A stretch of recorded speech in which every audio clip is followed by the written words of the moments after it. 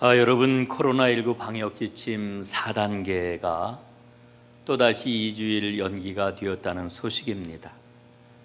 우리는 다시 한번 온라인 예배를 드리는 이와 같은 시기를 맞게 되었습니다.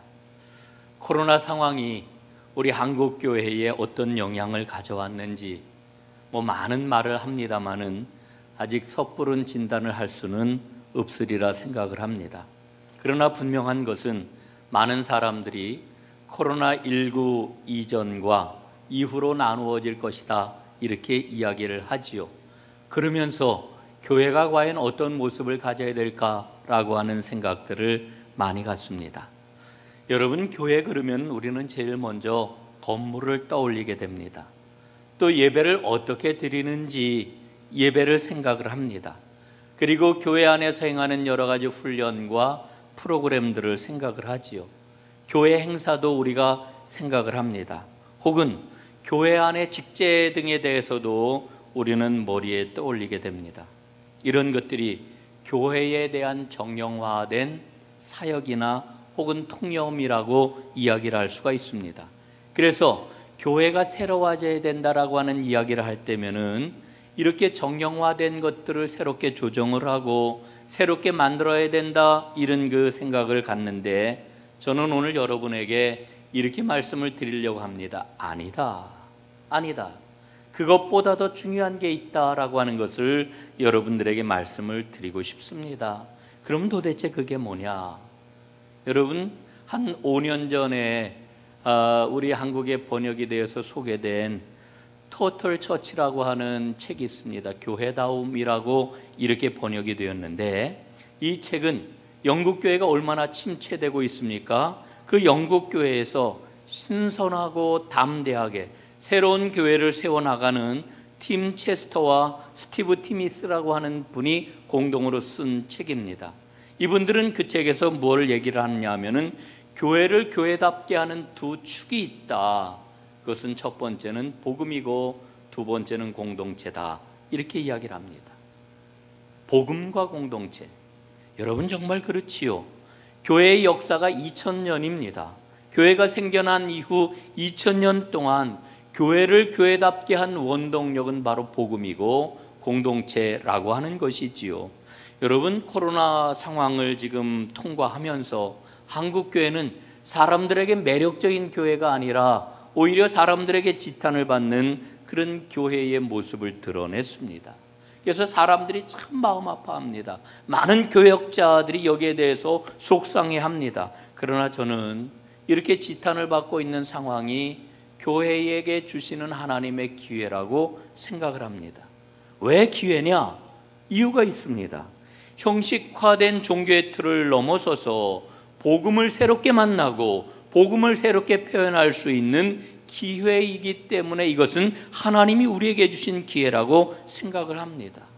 여러분, 우리 전농교회가 진정한 교회가 되어야 되지 않겠습니까? 하나님 앞에 복음을 붙잡고 새로운 교회로 우뚝 서야 되지 않겠습니까? 여러분, 한번 생각을 해보십시오. 지금으로부터 200여 년 전 혹은 150여 년 전 영국 교회가 얼마나 뜨거웠습니까? 미국 교회가 얼마나 열정적이었습니까? 이들의 영적 각성을 통해 가지고 엄청난 성장을 이루었을 뿐만 아니라 뜨거운 선교 열정을 가지고 전 세계에 복음을 전하였습니다. 그 영향으로 우리 한국 땅에도 복음이 들어왔지요. 우리 한국교회의 모습을 보면은 20세기 초반, 20세기 중반, 그리고 20세기 마지막 순간까지 여러분, 한국교회도 얼마나 큰 성장을 했는지 모릅니다. 저는 한국교회가 가졌던 그간의 경험은 매우 특별하고 독특한 경험이었다고 생각을 합니다.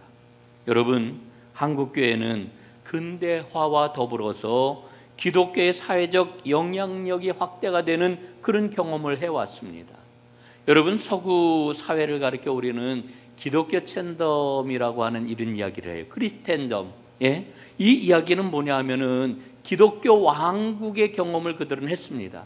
여러분, 서기 313년에 기독교가 로마의 국교가 된 이후에 천수백 년 동안을 서구 사회는 기독교 왕국으로서의 그런 그 경험을 해왔단 말입니다. 그러나 한국교회는 그런 경험을 한 적이 없지요. 그럼에도 불구하고 우리 한국교회는요, 잠정적 기독교 세계를 경험을 했습니다. 정말 특별한 경험이라고 저는 생각을 합니다. 이런 일이 어떻게 일어났느냐 하면은 여러분, 서구 문물과 함께 기독교가 동시에 유입이 되었습니다. 그러면서 한국 사회는 전통적인 유교 질서가 붕괴를 했고요, 식민지 통치라고 하는 특별한 경험을 했습니다. 그리고 2차 세계대전이 끝난 다음에는 공산주의의 위협을 받으면서 교회가 한국 사회를 근대화로 이끄는데 아주 주도적인 역할을 해왔던 것입니다. 그래서 한국 기독교는 그 위치가 여러 종교 가운데 하나가 아니라 근대화 과정에서 사회 곳곳에 아주 큰 영향력과 깊은 흔적을 남겨왔습니다. 중추적인 역할을 했다라고 하는 그런 이야기지요. 실제로 2006년도 한국 사회의 파워 엘리트 31,800명을 조사를 했습니다. 정치인들, 고위 공무원, 법조인, 군 장성, 의료인, 기업인, 그리고 교수와 언론인을 포함으로 한 31,800여 명을 조사를 했는데, 여러분, 놀랍게도 그들 가운데 개신교인이 40.8%를 차지하고 있습니다. 그리고 천주교 신자들이 22.76%를 차지하고 있습니다. 그러니까 범기독교인이 우리 사회의 파워 엘리트 가운데 얼마를 차지하고 있느냐 하면 63.6%를 차지하고 있는 이런 통계를 우리가 만나게 됩니다. 여러분, 그러니까 우리가 기독교 왕국이라고 하는 이와 같은 서구의 경험을 하지는 않았지만 기독교 중심주의의 그 논리가 우리 사회에 내재화되었구나라고 하는 것을 우리는 여기서 충분히 볼 수가 있는 거지요. 그런데 여러분, 요즘 어떻습니까? 최근 불거지고 있는 상황을 보면은 기독교에 대한 비우호적인 분위기가 너무나도 팽배합니다. 이런 상황 속에서 우리는 우리의 모습을 어떻게 봐야 될 것인가? 저는 저 자신에 대해서도 신앙에 대한 깊은 성찰을 해야 된다고 생각을 하는데, 목사로서는 이건 하나님이 주신 절호의 기회라고 생각을 해요. 특별히 명목상의 그리스도인으로 종교 생활을 해오던 한국교회 수많은 교인들, 우리 한국교회 그런 그 체질이 지금 바뀌어야 되는 그런 그 하나님이 주신 특별한 기회라고 생각을 하고 있는 거지요. 여러분, 우리의 정체성은 하나님 나라를 향한 이 땅의 거류민, 나그네라고 하는 정체성을 우리는 다시 한번 붙잡아야 됩니다. 그리고 선교 공동체로서의 모습을 새롭게 해야 되는 거지요. 여러분, 앞에서도 말씀을 드렸습니다마는 교회를 교회답게 만드는 요소는 다른 데 있지 않습니다. 복음을 붙잡는 것입니다. 그리고 그 복음의 결과인 공동체를 온전히 세우는 것입니다. 이 두 가지가 교회가 반드시 붙잡아야 하는 가장 핵심적인 가치라고 이렇게 이야기를 할 수가 있는 거지요.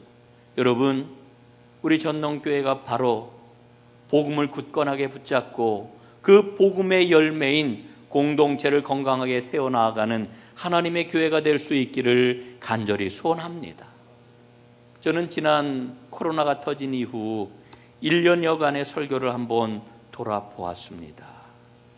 제가 선포한 그런 그 말씀들을 보니까요, 위로의 메시지, 치유의 메시지, 축복의 메시지, 뭐 이런 그 메시지가 별로 없더라고요.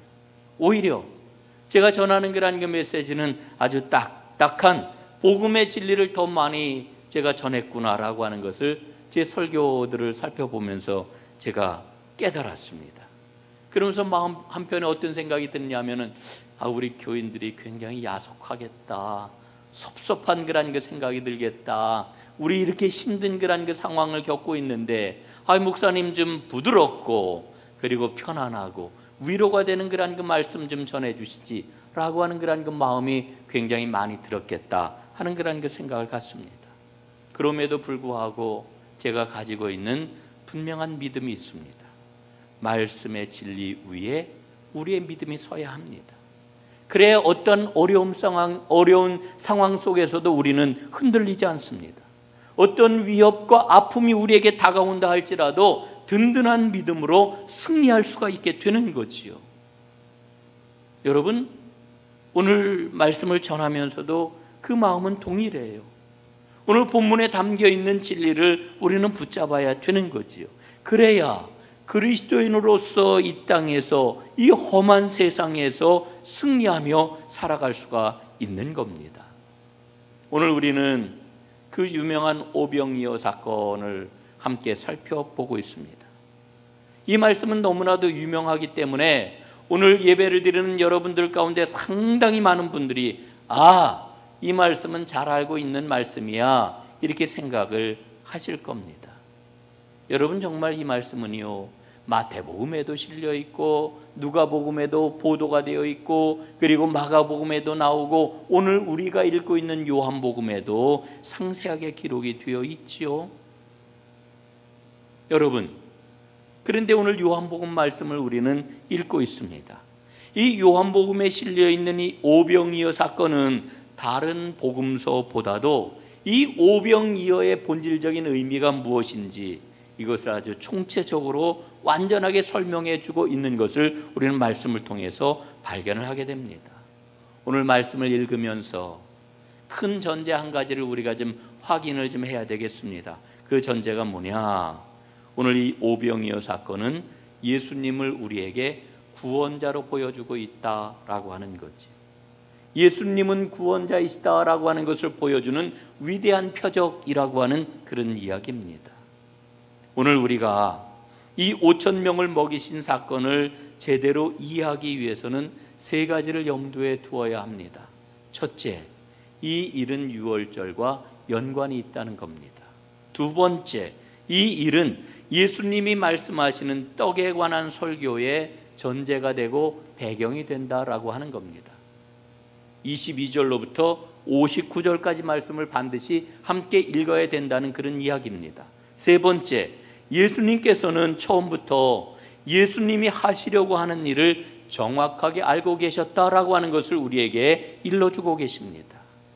함께 좀 살펴보도록 하겠습니다. 첫 번째, 오늘 본문 말씀을 읽으면서 유월절 명절이 가까이 왔다는 점을 반드시 염두에 두어야 합니다. 4절에 보니까 이렇게 기록이 되어 있죠. 마침 유대인의 명절인 유월절이 가까운지라, 이렇게 말씀을 합니다. 여러분, 유월절은 해방절기입니다. 유대인들은 애굽 땅에서 430년 동안 노예 생활을 했습니다. 하나님께서는 그 이스라엘을 긍휼히 여기시고 그들을 애굽에서 건져 주셨습니다.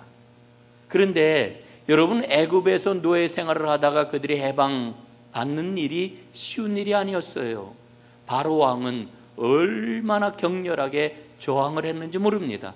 그 저항한 그 기록을 가리켜 우리는 애굽 땅에 하나님이 내리신 10가지 재앙이라고 이렇게 이야기를 하지요. 여러분, 마지막 저항이 뭐였습니까? 애굽 땅에 있는 모든 장자들이 죽는 이와 같은 재앙이었습니다. 유대인들도 이스라엘 백성들도 애굽 땅에 있었기 때문에 모든 장자들이 죽을 수밖에 없었죠. 그런데 하나님께서는 이스라엘을 위한 조치를 마련해 주셨어요. 그게 뭡니까? 어린 양을 잡아서 그 피를 문 임방과 문 설주에 발라라. 어린 양의 피를 바르면은 하나님이 보내신 죽음의 사자가 그 집을 넘어간다라고 하는 것 아니었습니까? 그래서 이스라엘 백성들은 어린 양을 잡아서 그 피를 문에다가 발랐습니다. 그랬더니 정말 하나님의 죽음의 사자가 패스오버, 넘어갔단 말이에요. 이게 바로 유월절입니다. 유월절. 이렇게 첫 유월절을 경험을 한 이스라엘 백성들은 해마다 유월절 명절을 지켜오게 되었지요. 여러분, 그런데 우리는 이 유월절을 생각을 하면서 이스라엘 백성들이 노예 생활을 하다가 해방이 되었을 때 어디를 향하였는가를 생각을 해봐야 됩니다. 하나님은 이스라엘 백성들에게 너희가 갈 곳은 바로 젖과 꿀이 흐르는 가나안 땅이다, 이렇게 말씀을 하셨어요. 그런데 참 이상한 것은 애굽 땅에서 가나안으로 가는 가장 빠른 길을 하나님께서는 가지 못하게 하시고 이스라엘 백성들을 광야길로 인도하셨다는 거예요. 광야길로. 여러분, 광야길은 이게 얼마나 힘든 길입니까? 얼마나 어려운 길입니까? 여러분, 광야에는 모든 것들이 다 결핍이 되어 있지요. 물도 없지요. 먹을 것도 없지요. 편안하게 쉴 수 있는 곳도 없지요. 모든 것들이 결핍된 그와 같은 장소였습니다. 그런데 하나님은 이스라엘을 그 광야로 이끄셨단 말이에요. 그 이유가 어디에 있는 것입니까? 하나님은 그 광야길을 걷게 하심으로 이스라엘을 훈련하고 이스라엘을 교육하려고 하셨습니다. 하나님의 진리가 무엇인지를 깨닫게 하시려고 이스라엘을 광야길로 걷게 하셨다라고 하는 거지요. 매일매일 하나님이 교육하셨던 내용이 있는데 그게 뭘까요? 그게 바로 만나입니다. 만나. 여러분, 광야 생활을 하면서 이스라엘 백성들은 아침마다 하늘 문이 열리는 것을 경험을 했어요. 하늘로부터 쏟아지는 만나를 그들은 경험을 했단 말입니다. 매일 아침 하늘에서 내려오는 만나를 먹고 그들은 40년 동안이나 광야에서 살았던 겁니다. 하나님이 그들에게 뭐라고 말씀을 하십니까? 신명기 8장 9절에 보니까 사람이 떡으로만 사는 것이 아니요 여호와의 입에서 나오는 모든 말씀으로 사는 줄을 내가 알게 하려 하심이니라. 여러분, 만나를 내려주신 이유가 어디에 있다고요? 사람이 살아가는 그 생명을 부지하는 게 떡을 통해서 생명을 부지하는 게 아니라 하나님께 주시는 그 말씀으로 살아가는 존재라고 하는 것을 깨우쳐 주시려고 40년 동안 만나를 주셨다는 거예요. 여러분, 생명은 하나님께로부터 오는 것입니다. 우리가 어떻게 살아가는 것입니까? 만나를 주시는 하나님의 말씀으로 우리는 살아가는 거지. 여러분, 오늘 오병이어의 기적이 언제 일어났다고요? 6월절을 앞두고 일어났대요. 6월절기를 지금 목전에 두고 이 오병이어의 놀라운 기적이 일어났대요. 여기에는 아주 굉장히 중요한 뜻이 있습니다. 여러분, 만나는 이스라엘 백성들이 가나안 땅에 들어오는 그날부터 만나가 그쳤습니다. 이미 몇천 년 전에 만나는 더 이상 이스라엘 백성에게 내려오지를 않아요. 그런데 이스라엘의 고난의 역사를 겪는 과정 속에서 하나님이 그들에게 주신 믿음이 있습니다. 만나의 기적이 다시 일어날 것인데 언제 만나의 기적이 일어나느냐? 메시아가 오시면 만나의 기적은 다시 일어나게 될 것이다. 이 믿음을 유대인들이 갖고 있었던 것이지요. 여러분, 이 오병이어의 기적은 메시아의 때가 되었다라고 하는 것을 알려주는 기적입니다. 하나님께서는 하늘문을 여시고 하나님의 은총으로 보리떡 5개와 물고기 2마리를 가지고 만나가 되도록 하셔서 5,000명을 먹이고도 12광줄이나 거두는 놀라운 기적을 행하신 것이지요. 오늘 이 기적은 뭐를 선언하는 겁니까? 메시아의 때가 왔다. 메시아가 너희 가운데 임하였다. 이 메시지를 우리에게 주고 있는 겁니다. 두 번째로 예수님께서는 나는 생명의 떡이다 이렇게 말씀을 하시는데 이 예수님의 말씀이 들리는지를 우리는 살펴보아야 합니다. 22절부터 59절 말씀을 함께 읽어야 된다는 그런 이야기입니다. 여러분, 오늘 15절 말씀을 보니까요, 사람들은 예수님을 어떻게 하려고 그랬어요? 억지로 자기들의 임금을 삼으려고 그랬어요. 왜? 예수님이 놀라운 기적을 베풀어 주시니까 배부르게 먹게 되거든요. 야, 이분이 우리의 임금이 되면은 우리는 배부르게 먹고 살 수가 있겠구나. 이분은 우리의 임금이시다. 이런 생각을 한 거예요. 그런데 예수님께서는 어떻게 하셨다고요? 자기를 임금 삼으려고 하는 이 사람들을 피하여 홀로 산으로 도망가셨대요. 예? 여러분 보십시오. 사람들은 주님께 언제나 기적을 요구해요. 그러나 기적의 의미에 대해서는 마음을 닫아버려요. 이런 사람들은요, 언제든지 마음이 변할 수 있는 사람들이. 여러분, 광야의 이스라엘을 생각을 해보십시오. 얼마나 엄청난 기적을 체험한 사람들입니까? 날마다 기적을 맛보는 사람들이잖아요. 그러나 기적의 의미에 대해서는 마음을 닫아버렸기 때문에 언제나 하나님 배신했거든요.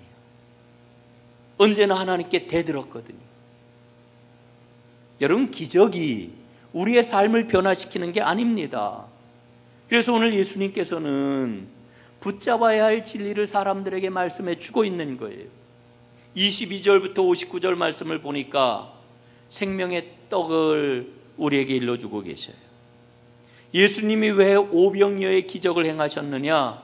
바로 하늘로부터 내려온 살아있는 떡, 예수님이 그 생명의 떡이라고 하는 것을 알려주시기 위해서 오병이어의 기적을 행하신 거예요. 51절에 보니까 뭐라고 그래요? 나는 하늘에서 내려온 살아있는 떡이니 사람이 이 떡을 먹으면 영생하리라. 내가 줄 떡은 곧 세상의 생명을 위한 내 살이니라. 이 말씀 주시려고. 여러분, 예수님은 하늘에서 내려온 살아있는 떡이에요. 이 떡을 먹으면 영생할 거라고 말씀하시잖아요. 35절, 나는 생명의 떡이니 내게 오는 자는 결코 줄이지 아니할 터이요 나를 믿는 자는 영원히 목마르지 아니하리라. 얼마나 어마어마한 말씀입니까? 예? 예수를 믿으면 결코 줄이지 아니하고 결코 목마르지 아니하니라. 여러분, 인생의 모든 갈망으로부터 해방된다는 거예요.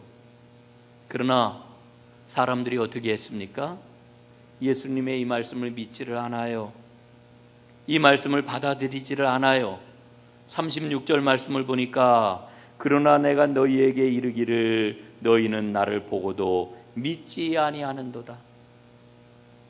예수님을 믿지 않아요. 안 믿어요. 오히려 사람들이 어떻게 합니까? 예수님의 이 말씀을 듣고 이해가 되지 않으니까 이 말씀은 너무 어렵다. 자기들끼리 수군수군거리더니 아유, 우리의 임금인 줄 알았더니 아닌가 봐. 이리고서는 사람들이 다 예수님을 떠나갔다. 이렇게 일러주고 있죠. 다 떠나갔대요. 여러분, 이렇게 수많은 사람들이 예수님에게서 떠나가는 모습을 보시고 12 제자에게 예수님 물으시는 거죠. 67절, 너희도 떠나려느냐? 너희도 떠나려느냐? 여러분, 이 말씀의 의미가 뭐예요? 주님의 말씀을 깨닫지 못하면 주님과 함께 할 수 없다는 거예요. 여러분, 기적이 우리를 붙잡는 게 아니고요, 기적은 하나님의 말씀을 깨닫는 기회와 깨닫는 단초가 되는 것이지요. 여러분, 예수님 말씀하셔요. 주님의 말씀을 깨닫는 자가 나와 함께하는 자다. 이렇게 말씀을 하고 있는 거지요. 여러분, 주님의 말씀을 깨닫는 은혜가 오늘 여러분에게 꼭 임하기를 간절히 바랍니다. 자, 세 번째로 예수님은 자신이 하시려고 하는 일을 정확히 알고 계셨습니다. 6절 말씀 한번 보십시오. 이렇게 말씀하시면 친히 어떻게 하실지를 아시고. 예? 예수님은 처음부터 예수님이 하시려고 하는 일을 정확하게 알고 계셨던 겁니다. 그리고 그렇게 하셨습니다. 11절에 보니까요, 이렇게 기록이 되어 있어요. 예수께서 떡을 가져 축사하신 후에 앉아있는 자들에게 나누어 주시고 물고기도 그렇게 그들의 원대로 주시니라. 예수님은 원래부터 이 일을 하시려고 했던 거예요. 정확하게 알고 계셨어요. 그런데 여러분, 오늘 말씀 가운데서 우리가 주목해야 될 게 있어요. 그게 뭐냐면은 예수님의 제자들을 시험하시는 거지요. 시험하시는 거예요.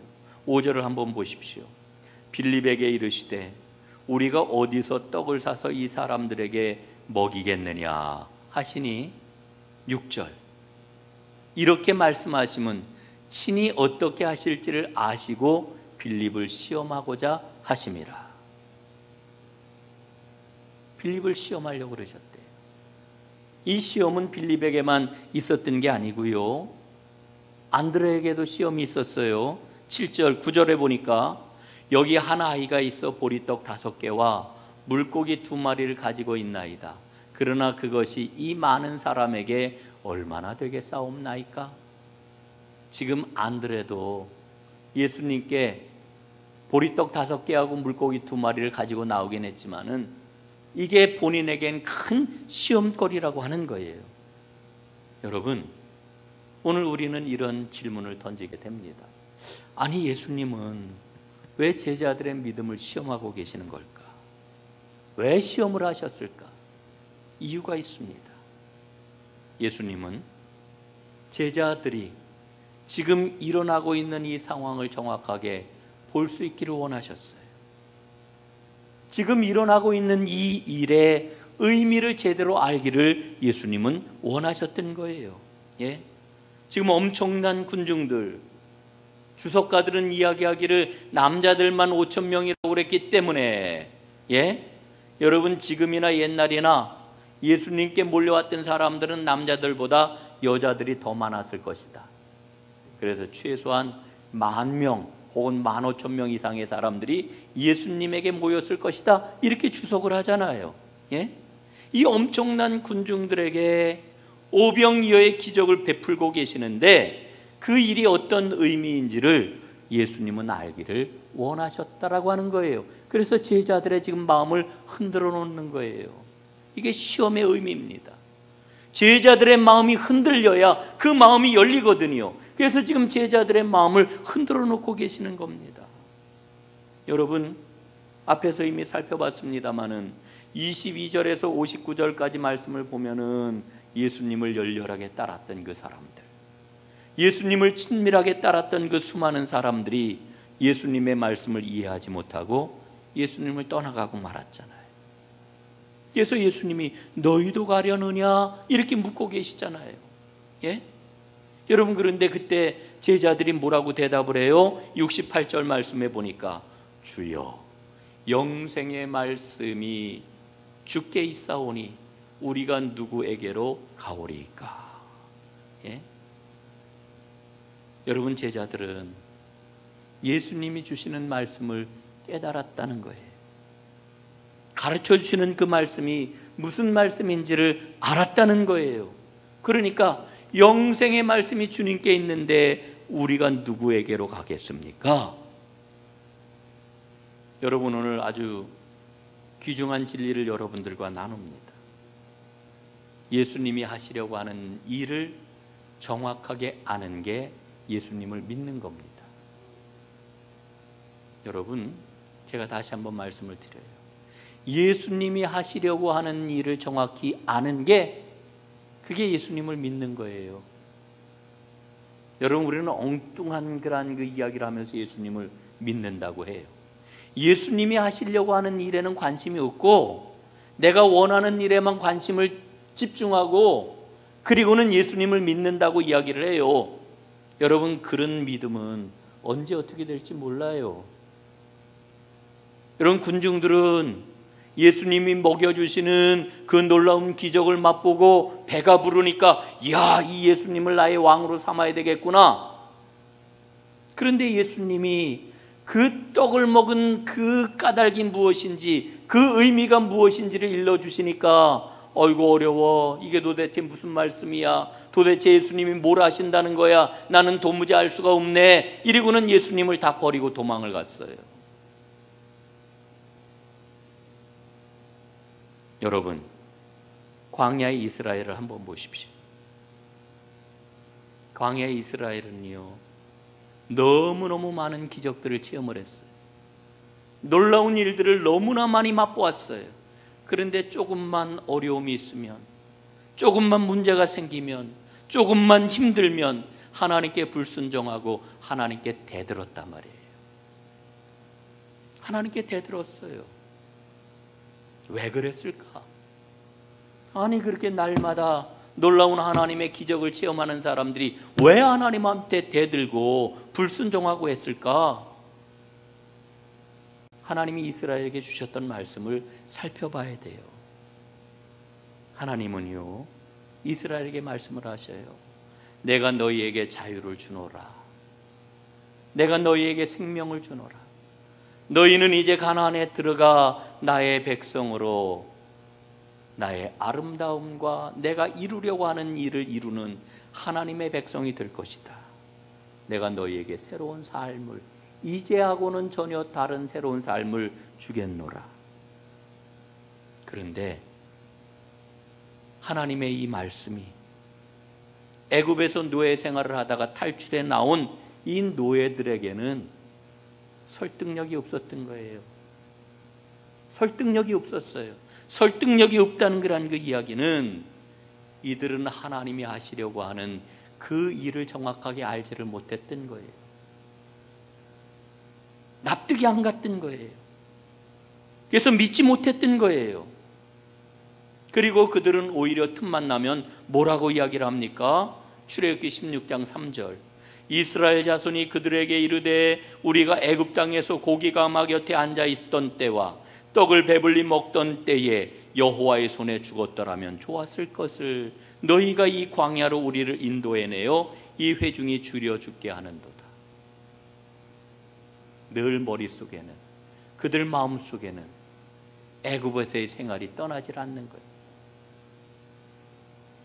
여러분, 이스라엘이 광야에서 실패한 이유는 분명해요. 그들은 하나님이 그들을 통해 하시려고 하는 일을 제대로 알지 못했어요. 믿지 못했어요. 오늘도 마찬가지입니다.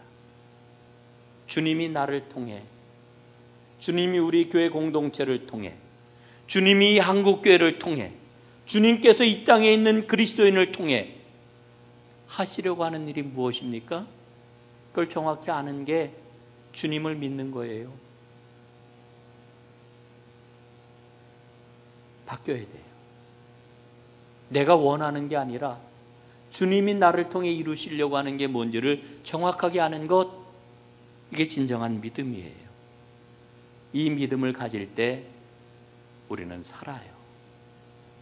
나는 하늘에서 내려온 산떡이니 나를 먹는 자는 영원히 배부르지 아니하고 영원히 목마르지 아니하리라. 여러분, 주님이 나를 통해 뭘 하기를 원하십니까? 주님이 우리 교회를 통해서 뭘 하시기를 원하십니까? 이거를 알기를 힘쓰고 이 진리를 붙잡으시면 여러분의 삶의 형편이 오늘 어떠한 상황에 처해 있든지 간에 반드시 살게 되고 영광 돌리는 축복의 사람들이 될 줄로 믿습니다. 기도하겠습니다. 아버지 하나님, 오늘 예수님이 베풀어 주신 오병이어의 기적을 맛보았던 수많은 군중들이 결국은 예수님을 떠나고 말았습니다. 예수님이 하시려고 하는 일이 무엇인지를 알지 못하고 예수님을 믿지 못하였습니다. 하나님, 저희들로 하여금 주님이 오늘 나를 통하여, 우리 가정을 통하여, 우리 교회를 통하여 이루시려고 하는 일이 무엇인지를 알게 하여 주옵소서. 그래서 진정한 믿음의 길을 걷게 하시고 그 길을 걸을 때 하나님이 우리를 살리시고 하나님이 우리를 축복하시고 하나님이 우리를 풍성하게 하시는 그 복을 마음껏 누리면서 하나님이 하실 일을 드러내는 하나님의 모든 사람들 되게 하옵소서. 예수님 이름으로 기도드리옵나이다. 아멘.